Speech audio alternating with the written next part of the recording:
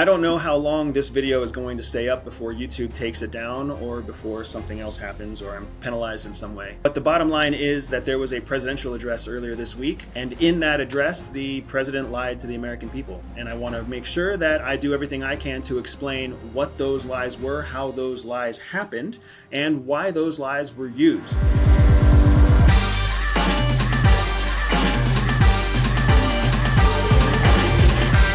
So what I'm going to do with you right now is I'm going to take you through the presidential address as it was published by the White House, and I will actually show you points at which information was not accurate and where you were misled intentionally using two techniques known as the lie of influence and the lie of omission. So with that, we'll just jump into it because I really don't know what else to say besides that. I am disappointed and sad as an American citizen, and I am frustrated, not necessarily because I believe the president intended to lie to us, but I do believe that either he is being misled or he is intentionally misleading us. Either way, this is my chance to do what I think is right and share with you the points at which I believe we are being misled as the American people, as the American public. So let's go. Good evening, my fellow Americans. We're facing an inflection point in history. One of those moments where the decisions we make today are going to determine the future for decades to come. Now, right away, with the calling out of this inflection point in history, I believe that the president is exactly right. I could not agree with you more, President Biden, on this point. We are at an inflection point.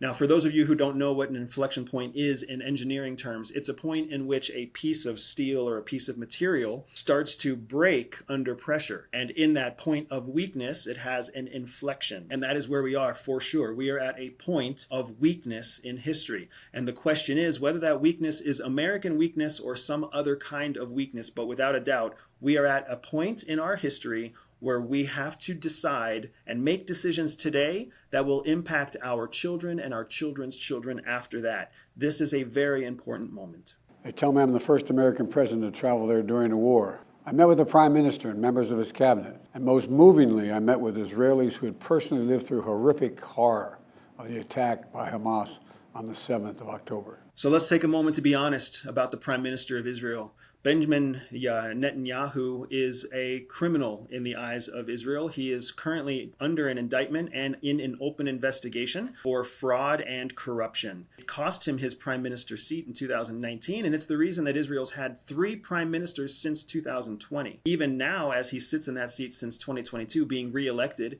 with a total of more than 16 years in the prime minister seat, on October 6th, just before the attacks happened in Israel, Netanyahu was at an all-time low in terms of public support in Israel. He is supported by a far-right, conservative, aggressive, and hawkish government, and he was actively trying to change the court system in Israel so that his indictment and investigation would be terminated. The man that we are talking about supporting here, the prime minister that President Biden met with, is essentially a carbon copy of the Donald Trump persona that we have here in the United States. A strong, hawkish, right-leaning conservative who is currently under indictment and facing criminal charges for corruption and fraud, among other things. So don't think for a second that the prime minister in Israel is a good guy. He is not. He is not supported by Israel. He is under criminal charges. And in many ways, the invasion, the aggression that happened on October 8th is a very convenient way of him to redirect his own people off of his own issues. So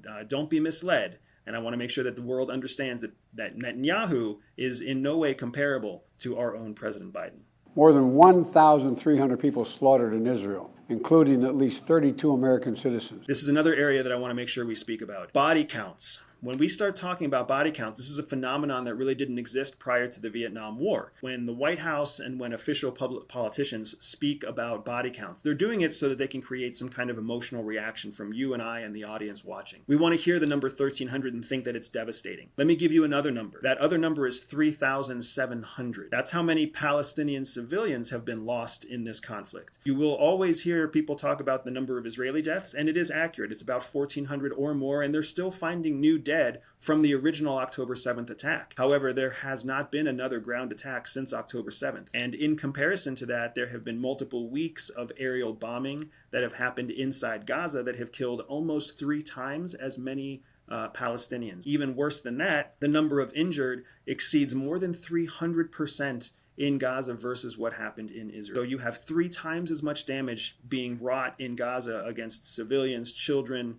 elderly, women, families that are simply landlocked in this strip of land that was militarily oppressed and domestically oppressed by Israel prior to the war. So while it is atrocious and sad to hear what happened to Israel on October 7th, we have to also remember that if we're going to count bodies, we need to also count the bodies of the victims on the other side. As president, there is no higher priority for me than the safety of Americans held hostage. That is the first lie from the president. He does have higher priorities than the American hostages inside of Israel. Let's face it, he's responsible for 300 million people here in the United States, not just the 34 that he referenced in Gaza. So without a doubt, there are priorities, and the president prioritizes the protection of American citizens. But what he's also not telling you is that many of the American citizens are dual citizenship holders. They are both Israeli and American citizens. So if you're not aware that you can have multiple citizenships, there are multiple countries in the United States where we have an agreement where you can have more than one citizenship. It's kind of up to the American people to choose whether a true American citizen with just one citizenship is any different than an American citizen who carries another citizenship. But it's not as if the Americans were targeted by Hamas in their attack. They were not.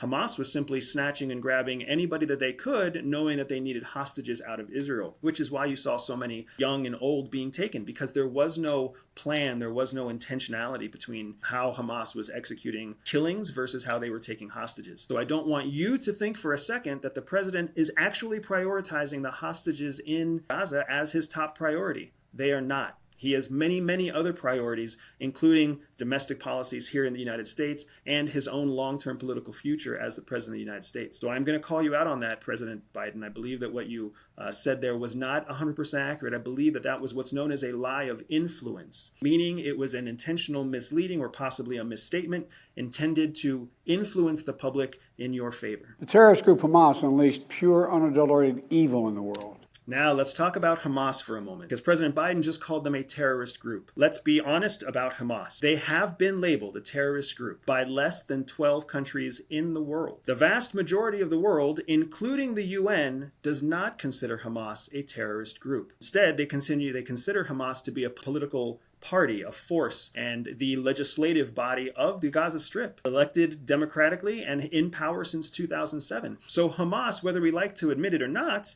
has a militant wing, but they are also a recognized political party inside the Gaza Strip. They were voted into power. They have an established leader and a hierarchy. And even worse, they are a party, they are a political party without any kind of citizenship, because the Palestinians who they represent aren't a recognized country. So what that means is that Palestine and Hamas are politically accepted by the majority of the world, right? It's really only the United States, the US allies, Paraguay, and the European Union that see Hamas as an actual terrorist organization, and of course Israel as well.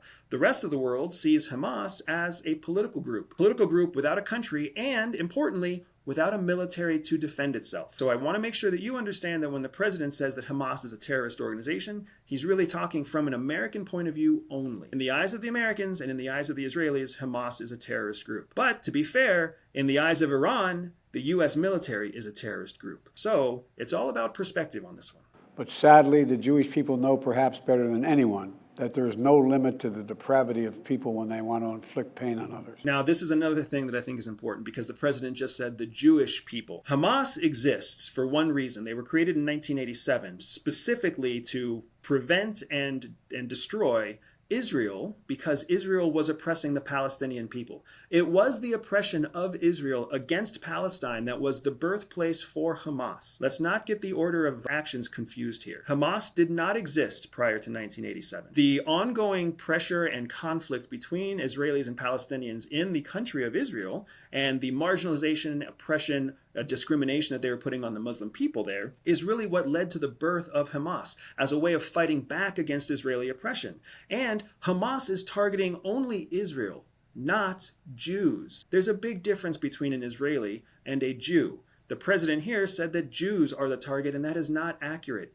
Israel is the target, the country of Israel. Hamas doesn't care whether Israel is full of Christians or Jews or other Muslims. If it's oppressing the Palestinians, if it's depriving the Palestinians of a homeland, then Hamas is there to fight and counteract it. Outside of Israel, the state of Israel, Hamas doesn't really exist, which is why the rest of the world does not see them as a terrorist group. Interestingly, it is also the reason that the United States does label them as a terrorist group, because we are trying to show support for Israel. So don't think that Hamas is targeting Jews. They are not. Hamas is in a very clear fight for the survival of the Palestinian people in their own state within the landmass that is known as Israel. I also spoke with President Abbas, the Palestinian Authority. President Abbas of the Palestinian Authority is not the recognized leader in the Gaza Strip. He is the recognized leader in the West Bank, but not the Gaza Strip. They have two very different forms of government. So what the president is saying here, without saying it, is that he is speaking to the Palestinian Authority, who does not represent the actual body of victims who are being attacked right now. Reiterated, the United States remains committed to the Palestinian people's right to dignity and to self-determination. This is a very important lie of omission here. The president just said that he reiterated that American support to Palestinians is there for their right to dignity and self-determination. What he did not say is that they have any right to self-preservation or to protect themselves. The president has said that Israel has a right to protect itself. He is not giving that same permission to the Palestinian people. That is an important point in this conversation. At no point during this address will you hear the president say that the Palestinians have any right to protect or defend themselves. He does not acknowledge them as a group of people. He does not acknowledge them as an oppressed people within the lands of Israel. And that is a sad and frustrating thing, but it's also what's known as a lie of omission. He is not telling you the total truth. The total truth being that the United States does not actually support the Palestinian people in their fight against Israel. The assault on Israel echoes nearly 20 months of war, tragedy, and brutality inflicted on the people of Ukraine. So here the president is starting to make a transition to compare what's happening in Israel to what's happening in Ukraine. It's important to me that you understand that this is also a lie of influence. The president is trying to make you believe that there's a connection between what's happening in Ukraine and what's happening in Israel. They are two completely different types of conflict. Completely different types of conflict. In Ukraine, you see an outside nation state invading another independent sovereign nation state. That's not what's happening in Israel. In Israel, you have an oppressed group that is launching an attack against its oppressor. And then you have the oppressor responding and going well above and beyond in terms of capability and response to the original attack. So they cannot be compared. Even though in this address, you'll see that he continues to make comparisons to the two in a plea to the American people to support American interests in both conflicts. While I am all for American interests and I understand that there is a great deal at play, at stake here for the United States, I want to make sure that we highlight this lie of influence because this is not actually an accurate statement. It does not reflect what's happening in Ukraine in any way. It's a separate conflict carried out for separate reasons in a separate, different way. We've not forgotten the mass graves, the bodies found bearing signs of torture, rape used as a weapon by the Russians. So what you see here is the president is now talking about atrocities in Ukraine and letting you believe that what he might be also talking about is similar atrocities that are happening in Israel. They're completely different types of crimes. They're completely different types of atrocities that are happening in the two different war zones. There is no forced migration of children. There is no forced use of rape that has been reported. That has only happened in Ukraine. That has not happened in Israel, to our knowledge. Hamas and Putin represent different threats, but they share this in common. They both want to completely annihilate a neighboring democracy. Again, this is another lie of influence. In no way has Russia or Hamas said that they want to destroy any kind of democracy. What Russia is looking to do is prevent Ukraine from joining NATO. He has never once said that he wants to change their leadership model or make them part of Russia. That's always been an assumption that's been played out in the media. If anything, you've actually heard Putin come out and say that he wants simply to pull Ukraine away from NATO, and he wants to prevent their joining the Western powers. He has only ever once threatened their independent sovereignty, and that was very early on in the war when he said that if they would come quietly and kindly, he would grant them their continued sovereignty and he would never take that away. That is the closest thing that we've ever had to Putin saying that he wants to destroy a democracy. Hamas, on the other hand, is different. They are an elected political force, and they have a militant wing that does carry out non-traditional or what's sometimes known as guerrilla attacks. and they are supported by Iran. They do not want to destroy a democracy. They want to establish their own democracy. What they want to do is they want to annihilate what they perceive to be an existential threat, an actual threat to their existence. That's what an existential threat means. And Israel for sure poses an existential threat to the Palestinians, whereas the Palestinians do not pose an existential threat to Israel. They don't have the force, the means, or the capability to actually destroy the existence of Israel. But Israel does have the weapons, the technology, and the capability to truly destroy the existence of Palestine. Hamas does not represent the Palestinian people. Hamas uses Palestinian civilians as human shields, and innocent Palestinian families are suffering greatly because of them. Now, this is a direct lie, what's known as a lie of commission. Hamas, in fact, does represent the Palestinian people. Not only have they been elected to power in the Gaza Strip, but there are multiple surveys that show that across the West Bank and the Gaza Strip, the majority of Palestinians actually prefer the government of Hamas over the government of the Palestinian Authority. The president just gave a very direct, what's known as a lie of commission, or what's known as a bold-faced lie. Actually, Hamas does represent the Palestinian people according to open polls and according to their own voting process. Putin denies Ukraine has or ever had real statehood. He claims the Soviet Union created Ukraine. And just 2 weeks ago, he told the world that if the United States and our allies withdraw, and if the United States withdraw, our allies will as well, military support for Ukraine would have, quote, a week left to live, but we're not withdrawing. So there's a couple of points here that are really important, right? First, Putin has clearly stated that if the West stops supporting Ukraine, essentially a ceasefire condition will be met. So that has been very clearly stated and clearly understood. It's also important to note that what the president said here is that if the United States withdraws from Ukraine, Europe will too. So even though the war in Europe threatens Europe, what the president is clearly saying here is that Europe doesn't support Ukraine as much as the United States supports Ukraine, that Europe wants the war to end, and that the real driving force that keeps NATO engaged isn't NATO, it's the United States. So here, the United States, we are the ones driving the conflict in a far-off land in Europe when it doesn't actually influence us. Meanwhile, our European partners are actually divided amongst themselves. There's actual division in NATO itself about continuing support to Ukraine. And the president stated clearly that if the United States were to withdraw, then our NATO allies would also withdraw, which means that the real contributing force to the continuing conflict in Ukraine is the United States. You know, history has taught us that when terrorists don't pay a price for their terror, when dictators don't pay a price for their aggression, they cause more chaos and death and more destruction. Now here the president makes a very bold statement. He says that history taught this to us. And he also said just before that he's going to explain to us why it is that supporting Israel and Ukraine are critical to American national security. Now, what you'll see as we continue to move forward is that he actually does not give us any relevant information about those facts. He doesn't tell us what parts of history show that this statement is true, and he doesn't actually give us a clear explanation as to why it's benefiting the American people to support war in Ukraine and Israel simultaneously. And you're about to find out exactly how he avoids answering those questions he presented. Putin's already threatened to remind Poland that their Western land was a gift from Russia. One of his top advisors, a former president of Russia, has called Estonia, Latvia, and Lithuania Russia's Baltic provinces. So in these first two examples, you hear President Biden talking about Putin and claims that Putin and his advisors have made.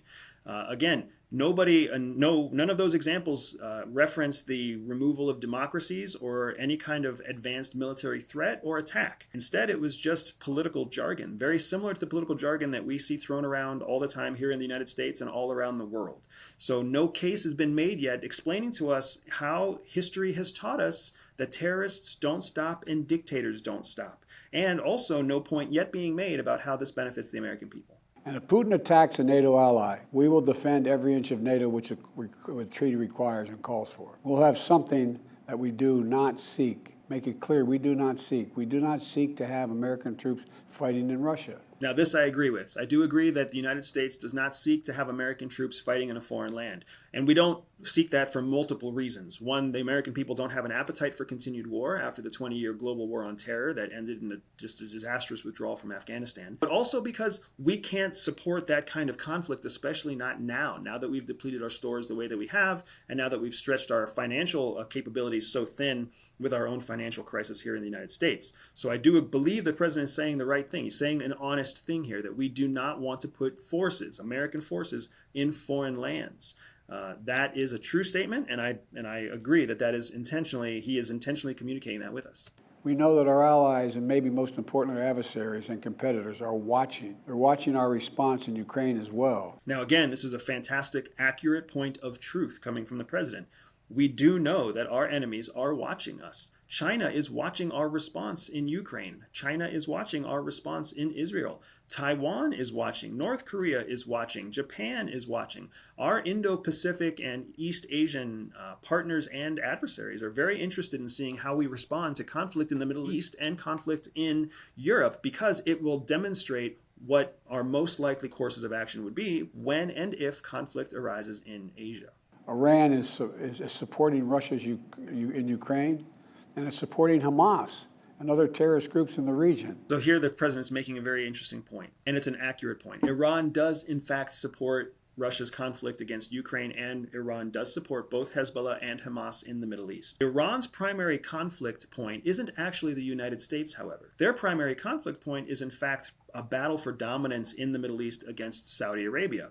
And there's a long history of conflict and aggression between the two countries, even though they have reached a place of relative diplomatic peace in the last few years, largely orchestrated by China. What is not being said here is that Iran's interests in the Middle East and Iran's interests in Israel specifically have to do with Iran. They don't have to do with a weakening of the United States. They don't have to do with a weakening of Israel. They have to do very much with a strengthening of support for what's known as the Shia Crescent, or the increasing sphere of influence for Iran in the Middle East. There's also an important relationship here between Iran and Russia, and as well between Russia and Israel, because Netanyahu and Putin are actually close advisors and friends. They have a long, close relationship expanding almost 2 decades. So Putin understands Netanyahu very well, and the same kind of relationship exists between Russia and Iran. So you have 3 countries here who are in communication with each other,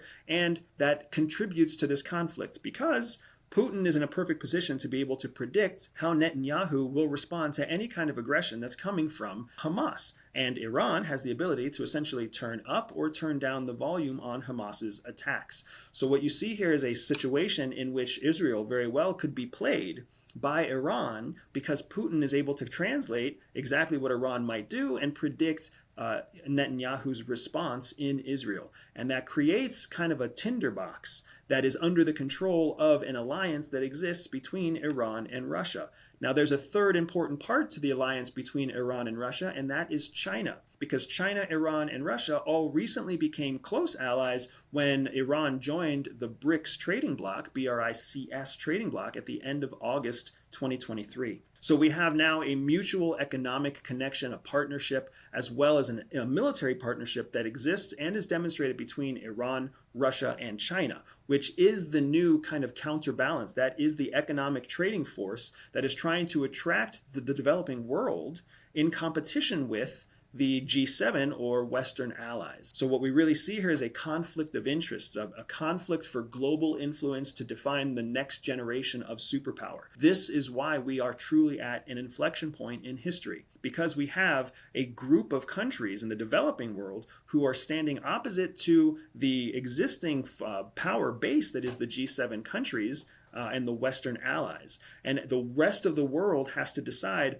which one they're going to allow to influence their policy more. And in that conflict, what we really have is an economic conflict, not a military conflict, which is why you see conflict in Europe and conflict in the Middle East, but you don't see anyone attacking the United States. You don't see any military targeting. You don't see any active targeting of American citizens or U.S. targets, because the Eastern powers, China, Russia, and Iran, have all learned that they can execute their policy objectives and their power-based objectives much more effectively through proxy conflicts, like what we're seeing in Israel, what we saw in Syria, what we're seeing in Ukraine. They're able to support their ambitions by making the United States simply look weak and non-committal, rather than making the United States the center of any kind of actual physical attack. This is very similar to what you see in a playground or in a schoolyard, when a group of smaller, weaker kids all band together to fight against a bully or a group of bullies. That's exactly what we're seeing here. The 10,000-pound gorilla in the world is the United States, specifically because of the United States economy. So when you see the smaller economies of the world all band together, their goal is to create a partnership or an alliance that actually can compete against the GDP developed by the United States. Because more GDP brings more wealth creates better militaries, better military weaponry, and a stronger economic future. The possibility of future dominance over the Western powers. This is not a military conflict that the United States is at risk of losing or feeling. This is very much a proxy conflict that exists because of Iran and Russia working together to try to gain influence in the East. The United States and our partners across the region are working to build a better future for the Middle East. One where the Middle East is more stable, better connected to its neighbors, and through innovative projects like the India-Middle East-Europe Rail Corridor that I announced this year at the summit of the world's biggest economies. Now, here you're seeing what President Biden's true intention is with this address. It's not necessarily about highlighting the truth of atrocities in the Middle East or highlighting the importance of American national security concerns. It's really about President Biden trying to highlight that his leadership is a positive force on the United States. And that's really the end goal of what this address is all about, and you'll see it by the end. So stick with me as I explain why. But nevertheless, what you're seeing here is a clear departure from what his previous statements were, and he still has not gone about explaining to us why this benefits the United States or what historical evidence actually exists to support his claim that dictators and terrorists only become emboldened when they are not responded to. American leadership is what holds the world together. That is a true statement. American leadership is what holds the world together in many ways. And that is the real fight that the president is having right now. He doesn't really prioritize what's going on in Israel. He doesn't really prioritize what's going on in Ukraine. Those are not his primary concerns. His primary concern is the continuation of a democratic presidency. Even better if it's the continuation of his own presidency, because a world that is bound by America is essentially a world that is under American influence. If some other country steps up to become the binding force, the leading force of the world, then that's going to reflect a degradation or a reduction in American influence. And that is the only true national security concern that you and I have to worry about. To put all that at risk, if we walk away from Ukraine, if we turn our backs on Israel, it's just not worth it. Now, this is another area where the president is creating something known as a lie of influence. You see, he's saying that we only have two options: to either support Israel and Ukraine militarily or to walk away from them. That is actually not the case. There are several options in between. We could continue humanitarian support without supporting the military. We could support in other ways with insights or with advisory councils or with trade benefits without having to delve into actual military conflict itself. We don't have to park our navies in the Middle Eastern seas. We don't have to send our weapons to Ukraine. We can support them in many, many other ways. But what he's basically telling the American people here is that you're either all in or all out, which is not a true statement. This is a lie of influence. That's why tomorrow I'm going to send to Congress an urgent budget request to fund America's national security needs, to support our critical partners, including Israel and Ukraine. Now, here we have a few different lies that compound upon each other. One is a lie of influence, and the second is a lie of omission. What the president did not mention is that his urgent security package is going to also include money for Taiwan and for protection in the Indo-Pacific. So he left that out of his list altogether, and that was a strategic, intentional departure of information, right? That was built into the speech itself that you can see he is clearly reading, and not very well reading, because he kind of sounds like struggling to get through his own speech. But He left that out completely. That is, by definition, a lie of omission. And then there's also a lie of influence here, because he knows very well that any bill he sends to Congress can't be passed without a Speaker of the House. And there is no Speaker of the House at this moment in time. So really what the president is doing is setting up a situation here where he and the Democrats of the world, the Democrats of the United States, put forward a proposal to support our allies, but then the Republicans, who don't know what they're doing in the Congress, or are going to look like they don't know what they're doing in the Congress, won't be able to approve the bill because they won't have a Speaker of the House. So he's creating a bill that he already knows won't be approved, and or he's forcing the Republicans to essentially rush to identify a new Speaker of the House, which is further adding to the chaos here in the United States. Either way, this is a lie of influence where he's trying to make it look like he is taking proactive actions to support our allies, when what he's really doing is he's playing a political chip to drive and cause more chaos in an already chaotic Congress. In Israel, we must make sure that they have what they need to protect their people today and always. Israel already has what they need to protect their people now and always. Their people are not the people who are currently at threat, President Biden. The people who are being killed on a daily basis right now are Palestinians who do not have what they need to protect themselves now and in the future. Let's be honest when we talk to the American people. The security package I'm sending to Congress and asking Congress to do is an unprecedented commitment to Israel's security that will sharpen Israel's qualitative military edge, which we've committed to. Israel has an incredibly sharp military edge against Hamas, against Palestine, against Iran, against all of their existential threats. You know this, Mr. President. So why are we sending more money? Why are we creating a package that will continue to enable Israel to execute human rights and international war crimes against the Palestinian people? It's documented, it's out there. You know as well as I do, because of your time at the UN, because of the research that's been put out there by the human rights watches of the world. The atrocities that are being executed against the Palestinians are being executed by the sharp, refined, advanced technology that Israel has, that Israel was given to protect itself. At this point in time, they are not protecting themselves. They are actively the aggressor, and they are promising to continue being the aggressor in the future.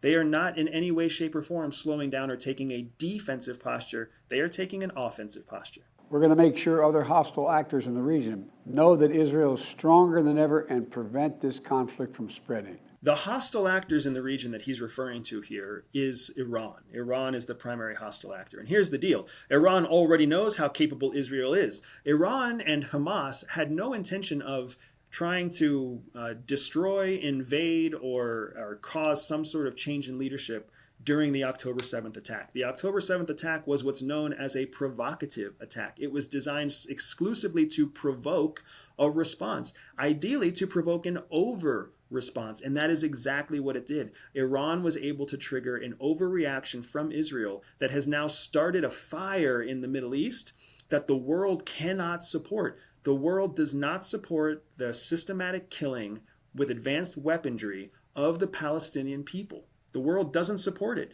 The United States doesn't even understand what's really happening here, because this is the kind of information that we're getting from our White House. But the truth is that the Palestinian people are truly the victims, and outside of the borders of the United States, the rest of the world sees it. That's why you're seeing revolts and mass gatherings and protests throughout Europe, throughout the Middle East, in East Asia, because the world understands it better than the American people understand it. And we could understand it better if our leadership would give us a clearer explanation of what's really happening. President Netanyahu and I discussed again yesterday the critical need for Israel to operate by the laws of war. That means protecting civilians in combat as best as they can. Now, this is an interesting one, because what the president is saying, without saying it, is that he flagged for Netanyahu that they are committing war crimes against civilians. But he didn't want to say it that way to us, because that wouldn't sound like Israel's doing the right thing. So instead, he said that he wanted to reiterate or emphasize the importance of following the rules and the laws of war.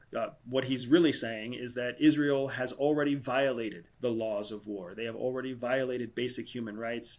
They are engaging actively in discrimination and apartheid in Israel with relation to both the West Bank and the Gaza Strip. Without saying the truth, the president is saying something similar to the truth. That's what's known as a lie of omission. It's also worth noting that he helped negotiate the first delivery of humanitarian aid, but that humanitarian aid delivery has not been finalized. So what he negotiated was an initial confirmation, initial commitment. But the problem is that both Jordan and Egypt have long-standing fears about what Israel's true intentions are here. You see, the reason that Egypt and Jordan won't accept refugees coming out of the Palestinian states on the West Bank or Gaza is because they know that what the Israelis really want is to force the Palestinians out of Israeli land and force them to live outside of Israel. So if Jordan and Egypt actually accept refugees, what's going to happen is that Israel will never allow those refugees to come back into Israeli land. So that's why Egypt and Jordan are stuck saying no to refugees.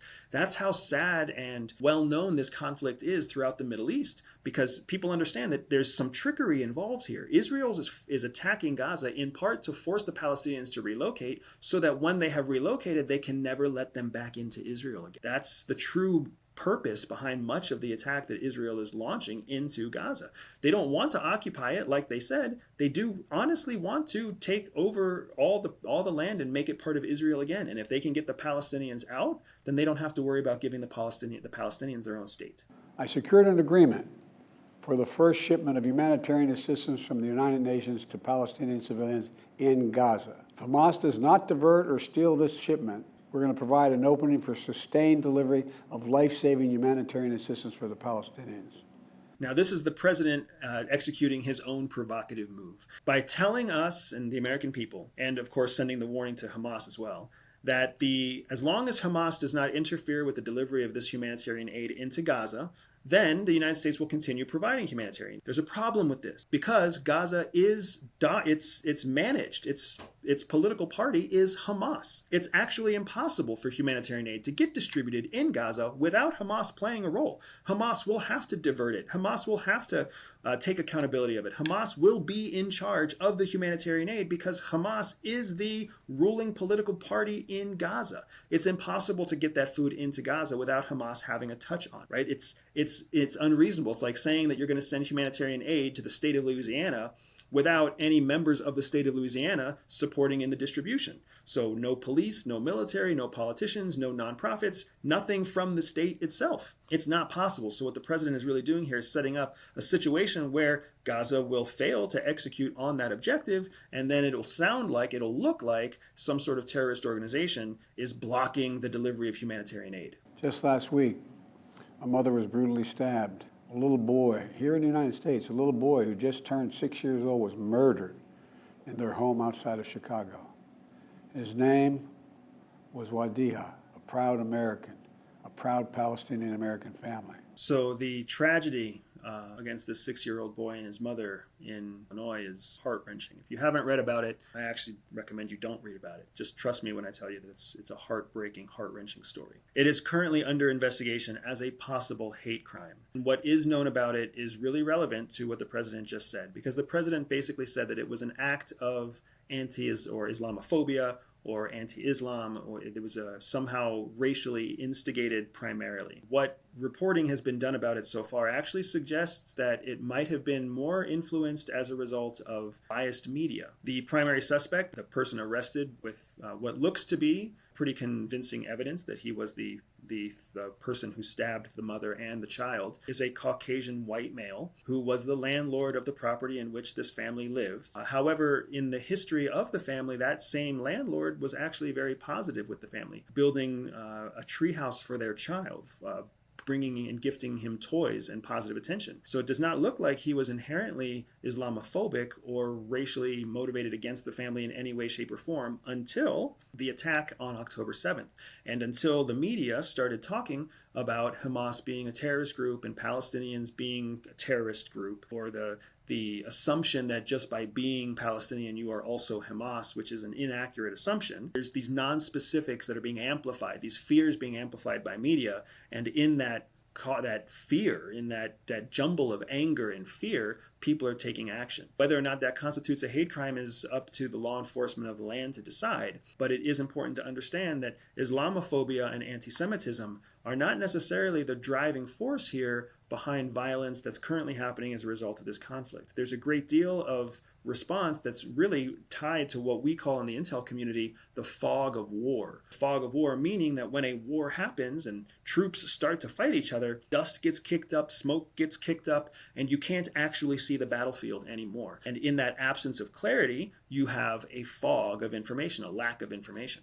That's exactly what we're seeing happen now with the media, with misinformation and disinformation, and with the fact that we are constantly trying to guess and make assumptions about what's currently happening, what will happen in the future. In that fog of war, it leaves people feeling lost. It leaves people feeling scared. It leaves people feeling vulnerable. And in many ways, that is largely being driven in the United States by biased media and by incomplete information, by the three lies that we're here observing even now during this presidential address: lies of commission, lies of influence, and lies of omission. We must, without equivocation, denounce anti-Semitism. We must also, without equivocation, denounce Islamophobia. And to all you hurting, those of you hurting, I want you to know I see you. You belong. And I want to say this to you: you're all American. I really appreciate what President Biden is saying right now.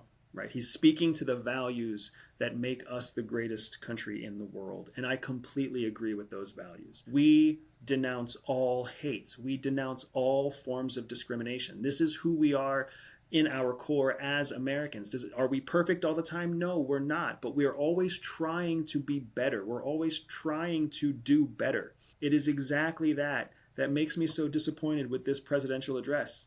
Because by offering our support to Israel, we are violating our own core values. We are actually endorsing discrimination because that's what Israel does against Palestine. We are actively endorsing and supporting hatred because that is exactly what's driving the reprisal attacks from Israel into Palestine. This is not a country that is offering tit for tat. This is not a conflict that's trying to achieve parity. This is a conflict where the stated objective is to destroy Hamas. Hamas is an elected legislative government political body in Gaza. That means we are supporting forced regime change and the systematic killing of people based on their political beliefs. We can't allow that to happen. And that is exactly what the president is saying that we need to do right now. When Putin invaded Ukraine, he thought he would take Kyiv and all of Ukraine in a matter of days. Well, over a year later, Putin has failed, and he continues to fail. So this is another lie of omission, folks. Russia, since October 9th, has actually launched a new offensive campaign into Ukraine, and they have taken new territory and they have taken new land. So when the president says that Putin continues to fail, that's only partially true, which is the definition of a lie of omission. Yes, Putin has not taken Kiev. That is true. However, Putin has, and his armies have, taken new land in a new renewed offensive that is expanding into Ukraine. And while the world is reading the news about Israel and Hamas, there's plenty of information out there that is also demonstrating and documenting the success of Russia's advance into Ukraine since October 9th. From the outset, I've said, I will not send American troops to fight in Ukraine. All Ukraine is asking for is help, for the weapons, munitions, the capacity, the capability to push invading Russian forces off their land.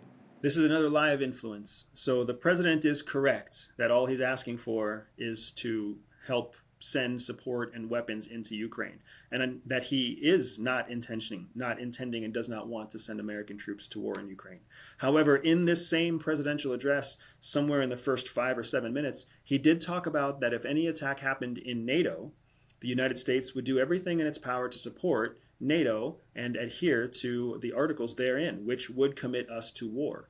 So what the president is saying is that he will not send us to war in Ukraine, but that does not mean that he won't put American troops on the ground in other NATO countries, especially if there is an attack that spreads from Ukraine into a NATO country that triggers Article 5 of the NATO alliance. So the lie of influence here is to basically say that what he is saying in the same presidential address is that he will send American troops to war in Europe. He just doesn't want to send them to Ukraine. We send Ukrainian equipment sitting in our stockpiles. And when we use the money allocated by Congress, we use it to replenish our own stores, our own stockpiles with new equipment. Now, this is true.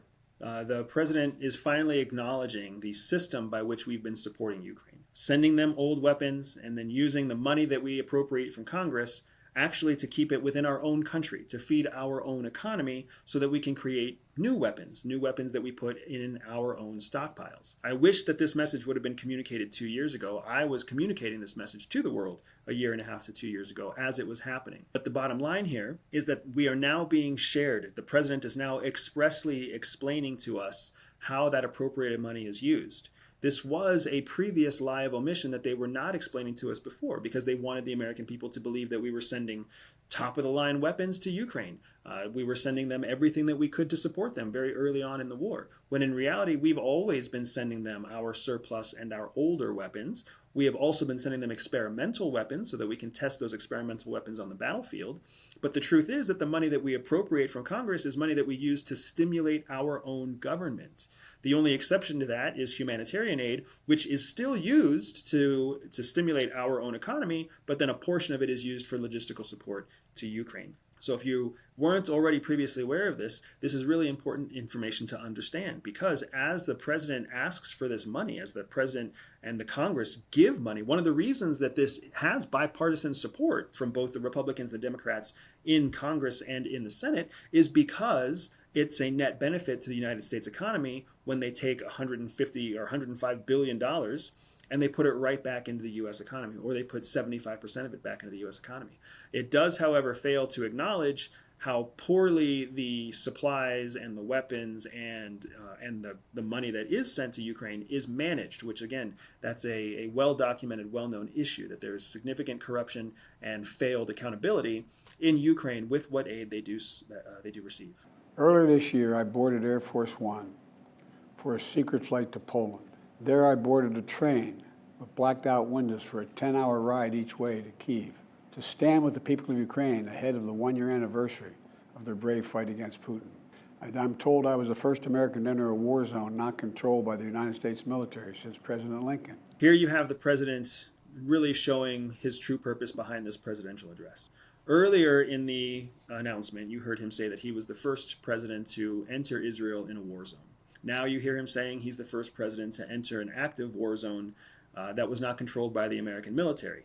He's also, in a bold statement, comparing himself to President Lincoln, one of course, America's best presidents. So you really see that the conclusion of his Oval Office speech is really a giant preparatory speech to explain why he should be reelected and why he's the best leader for the job, and how, as America continues to support these two conflicts, that he's the person that we should all put our faith and support behind.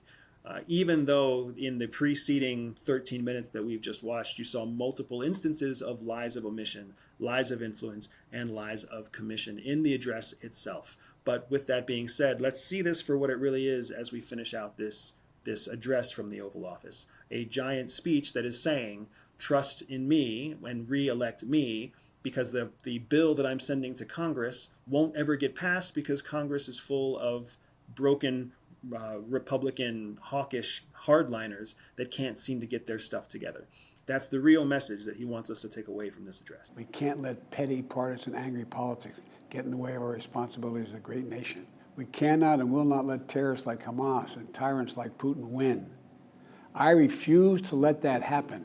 It's a thrilling speech, right? It's pretty compelling. Even if you just go back and listen to it again, it's extremely compelling. And that's why they have professional speechwriters to write speeches for presidents who give presentations from the Oval Office on eves where the American people are torn, like what we're seeing right now. But the bottom line here is that he talks about how we can't let people like Iran and Putin win. However, what we're actually seeing is Russia making gains in Ukraine and Iran successfully provoking Israel into a humanitarian crisis. Essentially, we are watching them win right now. We are being part of their victory right now.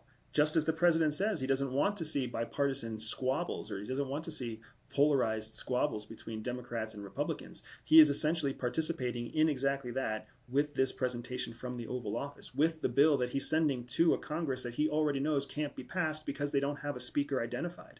What we're seeing is exactly that squabble being provoked from the Oval Office. This was not a message that was designed to explain to us why we should invest in Israel or Ukraine at all. Now that you've seen the majority of the address, can you state what is the national security imperative to us supporting Ukraine or Israel? I can't state it clearly, outside of saying that we're going to continue to stimulate our economy by paying for the weapons we send to other countries. I don't really understand what the president's point was in all this if it wasn't simply to give us this rousing speech at the end about American values and American ideals, which you and I already share and we already have. May God bless you all, and may God protect our troops. Why does God need to protect our troops, Mr. President? Why didn't you end this with God bless you all and God bless the United States of America? Was that an accident? Was that a bad speechwriter? Or are you giving us a hint of what your intentions might actually be? Thank you, everybody, for your time. I'm very excited to get your feedback. Leave your comment below. Click subscribe. Share with me your thoughts. Agree with me or disagree with me. This is a wide open conversation. This is our country. We have to decide what we do with it in our future from this inflection point. Thank you, Mr. President. Thank you for watching, and God bless you. Freedom! So fresh, so new. Freedom!